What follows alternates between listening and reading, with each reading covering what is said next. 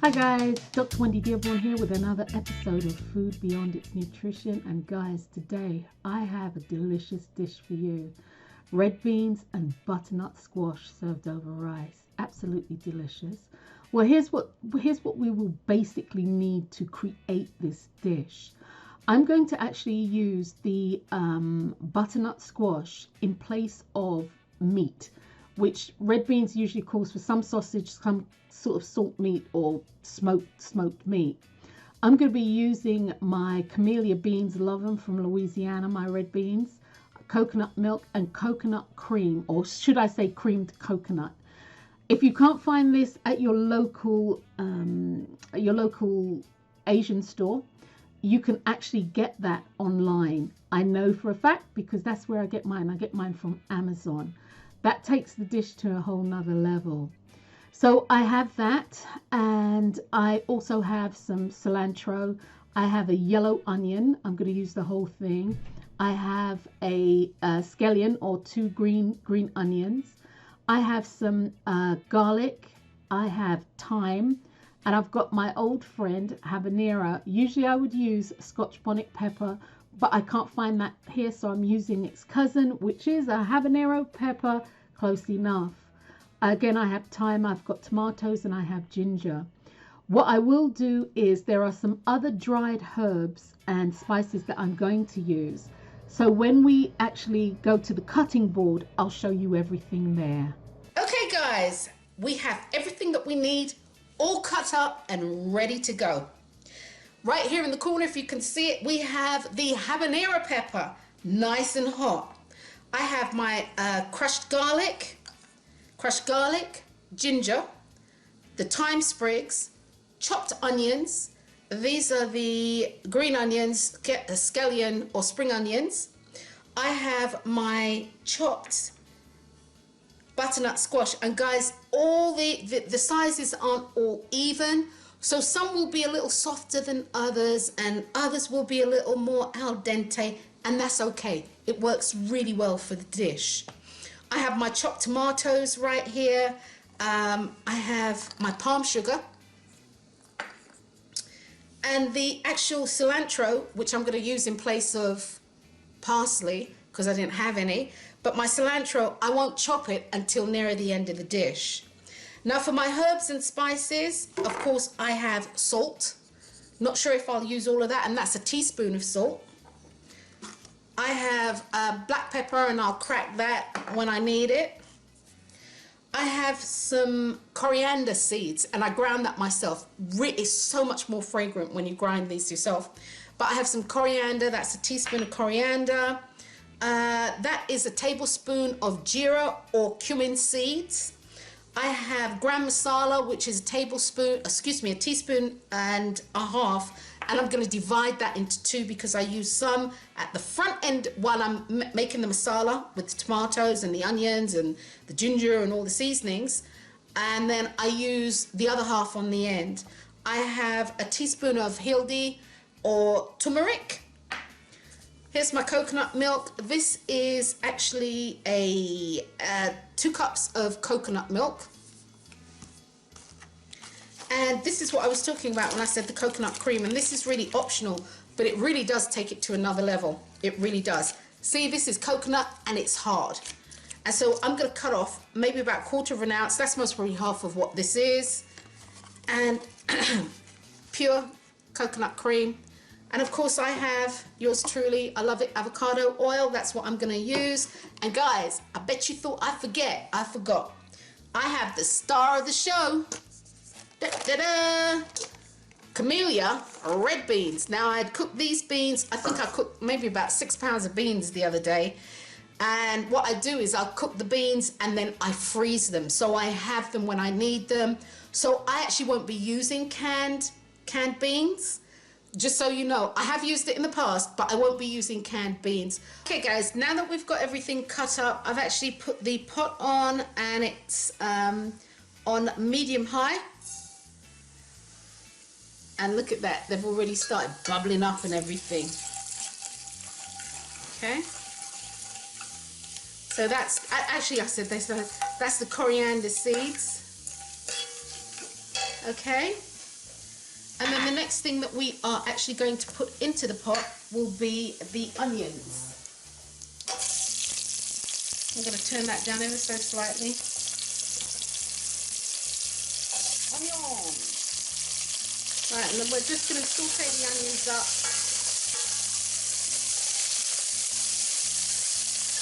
And we're going to put a pinch of salt in. And it said that the salt helps to draw out the sweetness of the onion. So we're going to cook these for a few minutes until they become translucent. So add the thyme, and I'm going to bruise the thyme. I've washed and dried the thyme, and I'm going to bruise the thyme just by kind of rubbing it, and just put that in. Ooh, lovely, lovely.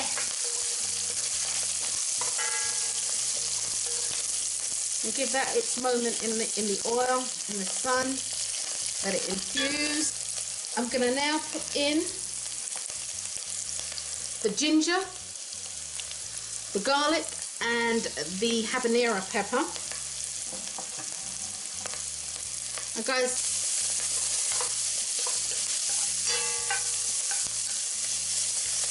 let that cook for a couple of minutes. I am actually going to give it another pinch of salt.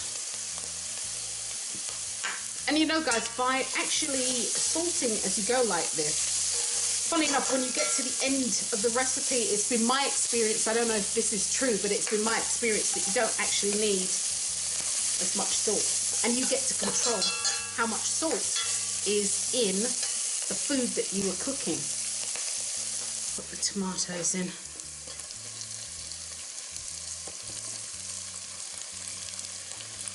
And what we want to do now is we're going to cook the tomatoes until they get almost kind of mushy.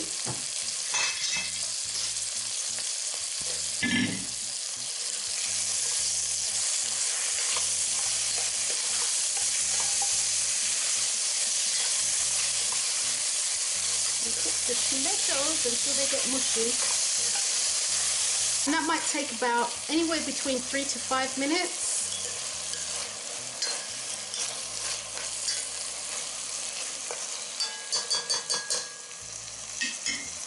So what we're going to do, we're going to let it break down. When they've broken down enough, I'll be right back. As you can see, it's really started to break down. It's almost like it's making its own little sauce in the pot, which is what you want. And this took about 3 minutes, actually, guys, and it's on medium heat. It's not even on high heat. It's on medium heat. Now we're going to actually start putting in the spices. The garam masala, you're going to use half. The coriander, oh, that was the habanero. The coriander,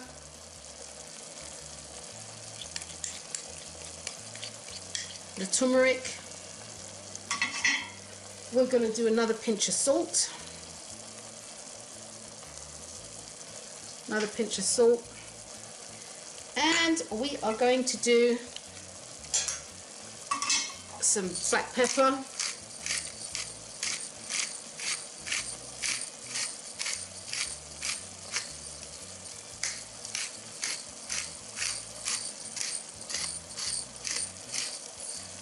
alrighty, got a nice mix.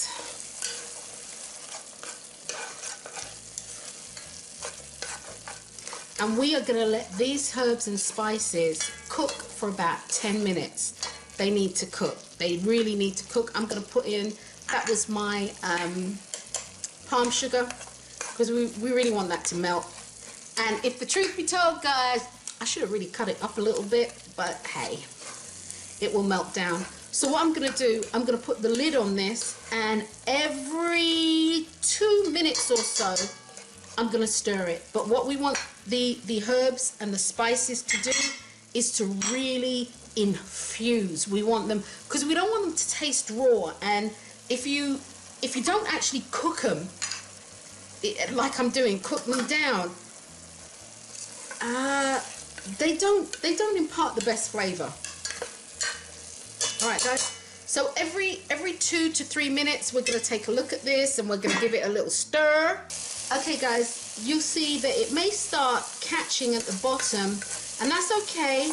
Give it a good mix. But as I said in the actual written recipe, if it really starts, you know, catching on the bottom of the pot, what you need to do is just add a tablespoon or a couple of tablespoons of water, mix it all up,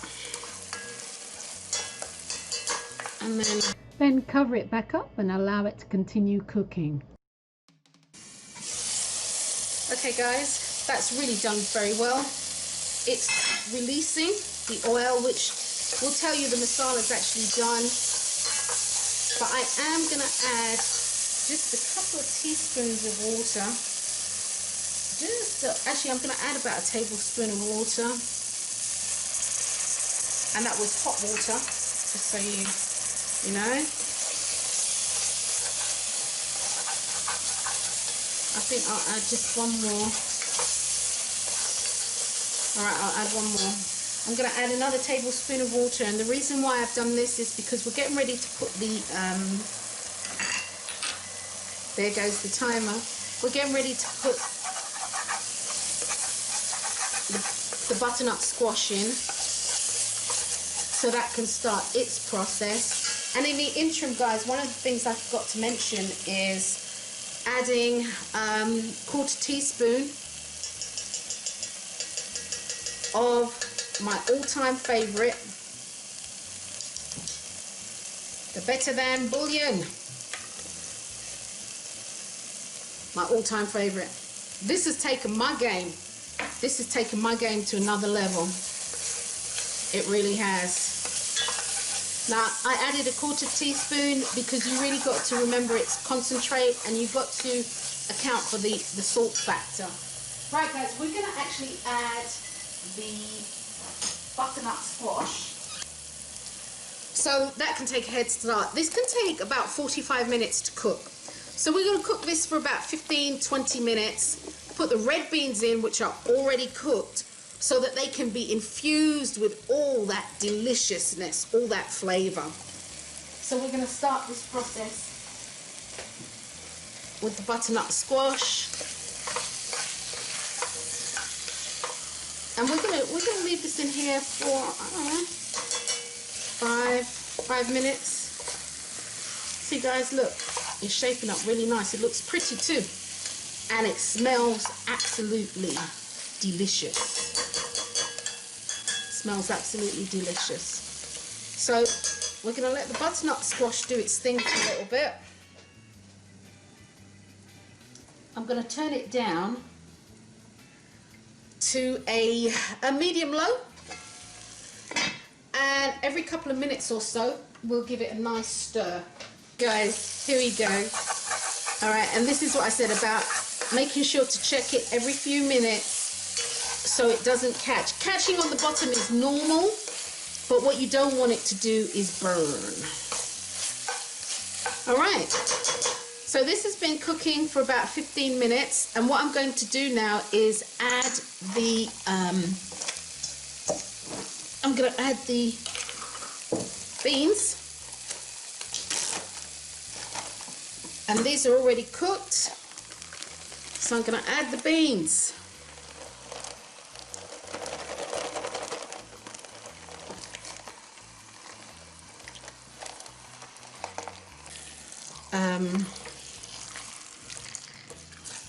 Seeing that this is already started to cook down. You see the bananas, the butternut squash. So we're going to give this a good mix. Then we're going to put the coconut milk in. Bring it to a boil and let it simmer for about another 10-15. Favorite coconut milk in the world. And whenever I get these kind of packs, I always cut the pack to make sure, cut the pack to make sure that, you know, the milk's okay and there's no mold. There shouldn't be any mold, but, you know, just in case, one can never tell.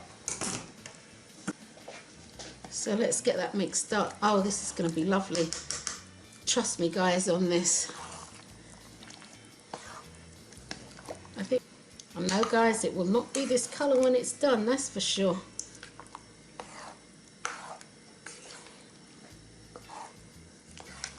I like my beans to be thick. Some people like the gravy from the beans to be thin. I like my gravy to be thick. So we're going to bring it to a boil. I'm going to add the coconut cream. Yay.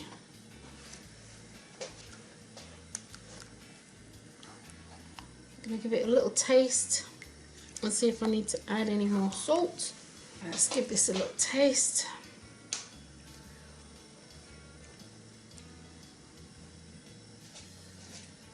Yep. I'm going to use the rest of the salt.